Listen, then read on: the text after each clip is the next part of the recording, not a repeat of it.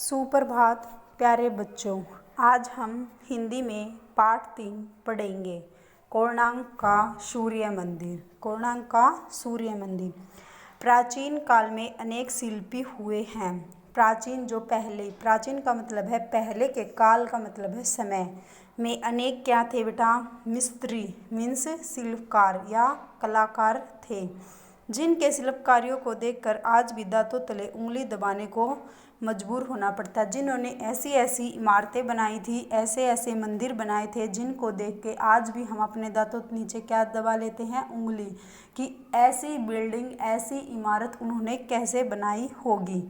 अनेक मंदिर उन महान शिल्पियों की बुद्धिमानी, उनकी उत्तम कारीगरी का नमूना पेश करती हैं। जितने भी मंदिर हैं, जितनी भी इमारत हैं, जो पर्यटन स्थल हैं, जिन्हें हम घूमने देखने जाते हैं, उन सभी को देखकर हमें क्या लगता है कि उन्होंने इसमें कितनी बुद्धि लगाई होगी और कितनी उत्तम मीन्स है बेटा बहुत ही अच्छा, कितना अच्छी बिल्डिंग्स उन्होंने बनाई हैं।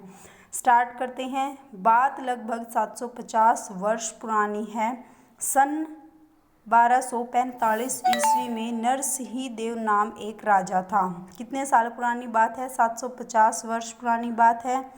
ईस्वी सन 1245 में ईस्वी में नरसिंह देव नाम का एक राजा था। एक दिन राजा ने कल्पना की कि एक ऐसा मंदिर हो जो सागर के तट पर हो।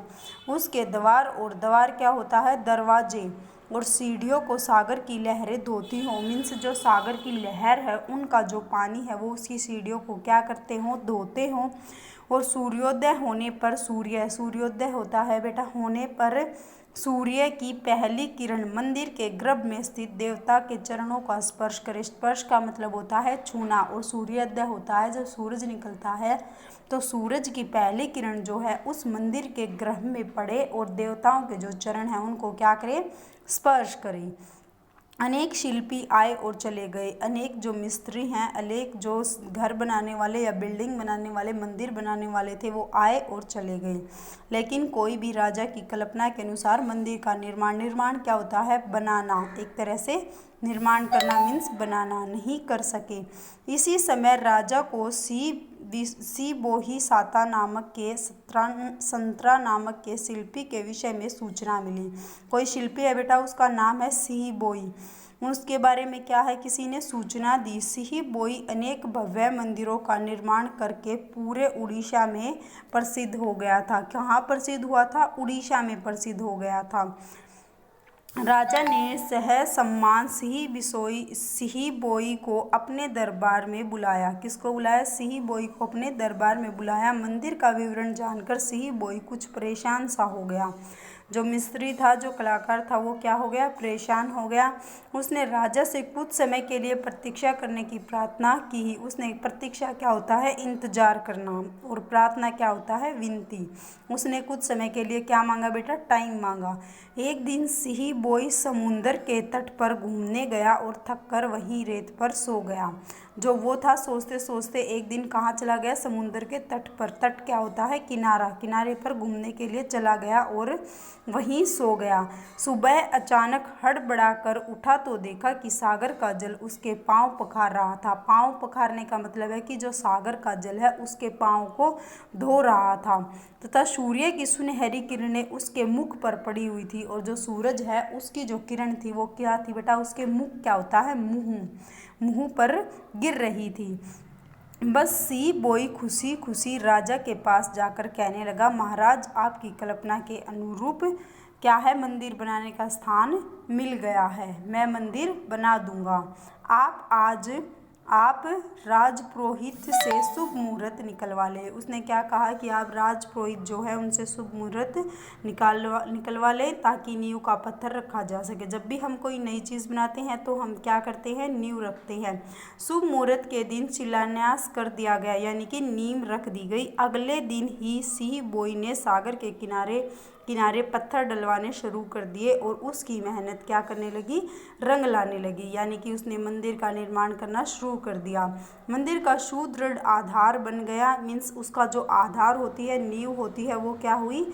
बन गई। धीरे धीरे करके 12 वर्षों, कितने वर्षों में? 12 वर्षों में कोणार्क का सूर्य मंदिर बनकर तैयार हो गया। क्वेश्चन बनता है कि कितने दिनों में मंदिर बना? 12 वर्षों में। मंदिर की ऊंचाई लगभग 235 फुट थी। मंदिर की ऊंचाई कितनी थी बेटा? 235 फुट। लेकिन शीश पर कलश के बिना मंदिर अधूरा था। मंदिर तो बन गया, लेकिन जो उसका शीश यानी कि जो उसकी चोटी थी उस पर कलश नहीं रखा गया। इसके बिना मंदिर क्या था? अधूरा था।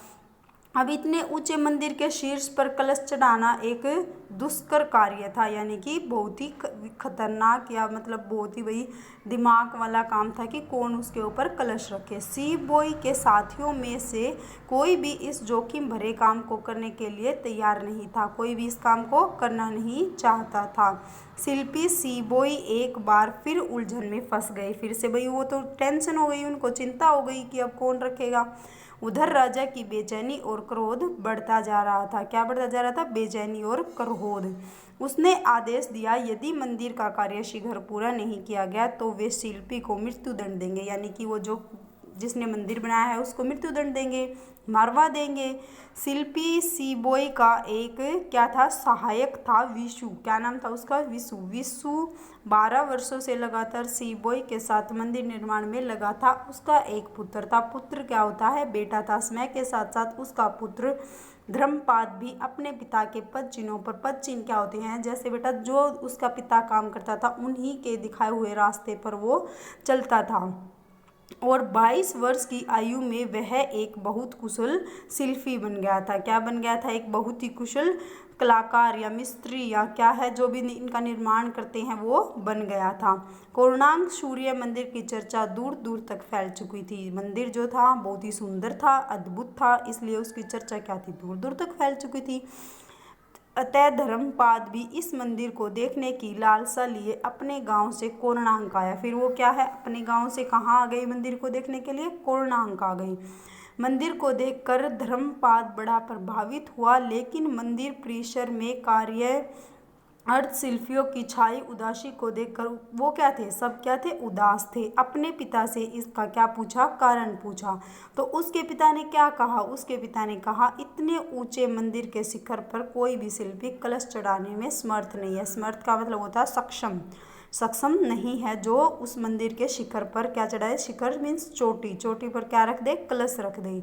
और राजा ने मंदिर के पूरा न होने पर सी बॉय को मृत्युदंड देने की क्या कर रखी थी? घोषणा। पिताजी की सारी बात जानकर धर्मपाद ने इस दुष्कर कार्य को पूरा करने का संकल्प होता है बेटा किसी चीज़ को ठान लेना कि इस कार्य को मैं पूरा कर दूंगा। उसने अपने पिता से कलश चढ़ाने की अनुमति मांगी। अपने पिता को भरोसा दिलाकर धर्मपाद ने काम शुरू कर दिया। कुछ ही समय में उसने कलश को क्या कर दिया? स्थापित कर दिया। ये पूछा जाएगा कि कलश किसने स्थापित किया? धर्मपाद ने। यह सही था कि कलश की स्थापना धर्मपाद ने की थी, लेकिन वह अपने पिता सी बॉय आदि को अपमानित कर इसका श्रेय नहीं लेना चाहता था। जो वो बेटा था वो ये नहीं चाहता था कि मेरे पिता की बजाय या मेरे पिता का जो गुरु है उसकी बजाय मुझे इसका श्रेय मिले। ठीक है। अतः उसने मंदिर के शीर्ष से कूदकर आत्महत्या कर ली। आत्महत्या किसने की थी? धर्मपाद ने। क्यों की थी? क्योंकि वो इस बात का श्रेय नहीं लेना चाहता था। कोणार्क के इस मंदिर के समय धर्मपाद का नाम भी अमर हो गया। जो ये हमारा कोणार्क का मंदिर है, इस मंदिर का नाम तो अमर है ही, इसके साथ साथ उसका भी नाम क्या हो गया? अमर हो गया। 1256 ईस्वी में मंदिर का कार्य संपन्न हो जाने पर राजा निहाल हो गया। जब पूरा मंदिर बन गया तो राजा निहाल मीन्स राजा प्रसन्न हो गया। अपनी कल्पना को साकार रूप में देखकर उसे सभी शिल्पियों को बहुत सा धन और बहुत सारा क्या दिया? सम्मान दिया। धन दिया भाई और सम्मान भी दिया। कोणार्क का सूर्य मंदिर अपने आप में कला और कौशल का एक अद्भुत नमूना है। जिस समय यह बना था उस समय समुद्र की तेज लहरें इस मंदिर के द्वार और सीढ़ियों की क्या करती थी? धुलाई करती थी। आज समुद्र इस मंदिर से कितने किलोमीटर दूर चला गया है? 2 किलोमीटर। यहाँ से क्या बनेगा? क्वेश्चन। कितने किलोमीटर? 2 किलोमीटर। कोणार्क मंदिर सूर्य भगवान के रथ के आकार का मंदिर है। 12 महीनों के प्रतीक 12 जोड़ी अलंकृत महाचक्र इस मंदिर रूपी रथ में बने हुए हैं। प्रत्येक महाचक्र की ऊंचाई या पहिए की ऊंचाई लगभग 3 मीटर है। कितनी ऊंची है? पहिए की ऊंचाई कितनी है? 3 मीटर। सूर्य के 7 अश्वों का परिचायक रूप परिचायक रूप में यहाँ भी 7 विशाल घोड़ों की क्या है, मूर्तियाँ हैं। वास्तव में सूर्य के 7 घोड़े उसकी किरणों के 7 रंगों के प्रतीक हैं। सूर्य के ये 7 घोड़े 7 दिनों का स्मरण कराते हैं। किसका स्मरण कराते हैं बेटा? वीक के यानी कि सप्ताह के 7 दिनों का स्मरण कराते हैं। पहियों में बनी 8 तिलियां दिन के 8 पैरों का प्रतीक है। किसका? 8 पैरों का प्रतीक है। पहियों पर बहुत बारीकी और सुंदर नक्काशी की गई है। पशु पक्षी देवी देवताओं मनुष्यों अप्सराओं लताओं आदि है पच्चीकारी पर्यटकों का मन बरस मोह लेती हैं। जो भी इनको देखने आते हैं इस मंदिर को, उनका मन क्या करती हैं बेटा? मोह लेती हैं। मंदिर के गर्भगृह में सूर्य की मूर्ति स्थापित की गई है। प्रातः काल जब सूर्य की किरणें विभिन्न मंडपों से होते हुए सूर्य की प्रतिमा पर पड़ती हैं, तब प्रतिमा का मुख शांत और सौम्य दिखाई पड़ता है। प्रतिमा का मुख कैसा दिखाई देता है? शांत और सौम्य दिखाई पड़ता है। और मध्याह्न में सूर्य की किरणें, मध्याह्न क्या होता है बेटा? दोपहर पड़ने से प्रतिमा के चेहरे पर कठोरता और सायंकाल, दोपहर में क्या दिखाई देती है? हमें कठोरता दिखाई देती है। और सायंकाल में सूर्य की किरणों के प्रभाव से थकावट का भाव देखा जा सकता है। जैसे ही उस मुहूर्त पर तस्वीर पर क्या है, जब शाम की किरणें पड़ती हैं सूरज की, तो थकावट का भाव हमें देखने को मिलता है। आज तो मंदिर का अधिकांश भाग क्या हो गया बेटा? टूट गया है। लेकिन अपने समय में सूर्य की किरणों के साथ साथ मंदिर की प्रतिमाओं की भावपूर्ण मुद्रा में भी परिवर्तन आ जाता था। यह मंदिर कितना भव्य रहा होगा, इसकी तो बस कल्पना ही की जा सकती है। महान है वह कल्पना करने वाला राजा, और उससे भी महान है उसकी कल्पना को साकार करने वाला शिल्पी सीबोई सांत्रा और शिल्पी विशु का पुत्र धर्मपाद। आज आपको ये पूरा लेसन ध्यान से पढ़ना है। इस पूरे लेसन में से आपको 15 क्वेश्चन बनाने हैं छोटे छोटे, और इसके शब्दार्थ आपको क्या करने हैं? लर्न करने हैं। स्टार्ट करते हैं। फर्स्ट देखते हैं खंडहर। खंडहर क्या होते हैं? टूटे या गिरे हुए मकान।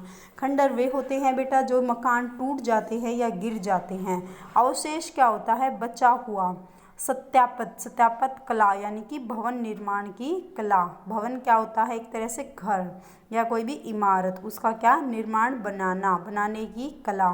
साकार जिसका कोई आकार या स्वरूप हो। साकार क्या होता है बेटा? जिसका कोई आकार या रूप हो। गर्भगृह मंदिर का वह भाग जिसमें मूर्ति रखी जाती है। मंदिर का कौन सा भाग? जिसमें मूर्ति रखी जाती है। शिल्पी, कारीगर या राजमिस्त्री। कारीगर या राजमिस्त्री। प्रतीक्षा, इंतजार, किसी कार्य के होने या किसी के आने की आशा में रहना। प्रतीक्षा क्या होती है? इंतजार, बस। पखराना, धोना यानी कि धोना। शिलान्यास, भवन, मंदिर आदि की नींव का पत्थर रखना। मंदिर आदि की नींव का पत्थर रखना। दुष्कर, कठिन। उकेरना, पत्थर आदि पर खुदाई करके मूर्ति आदि बनाना, यानी कि पत्थर पे कोई भी डिज़ाइन वगैरह निकालना, उसको सुंदर बनाना। अनुकृत, नकल। रूपायित करना, आकार देना। क्या होता है? रूपायित करना, आकार देना। सौम्य, सुशील। सौम्य, सुशील, शांत या मनोहर। शत विशत, टूटा फूटा। क्षत विक्षत, अक्षत विक्षत, टूटा फूटा। आज आपको ये काम कंप्लीट करना है। और सुंदर राइटिंग में जिस बच्चे ने राइट नहीं किया है, ये शब्दार्थ फेयर कॉपी में लिखने हैं। बाकी जो बच्चे हैं उनको ये क्या करने हैं? लर्न करने हैं। धन्यवाद बेटा।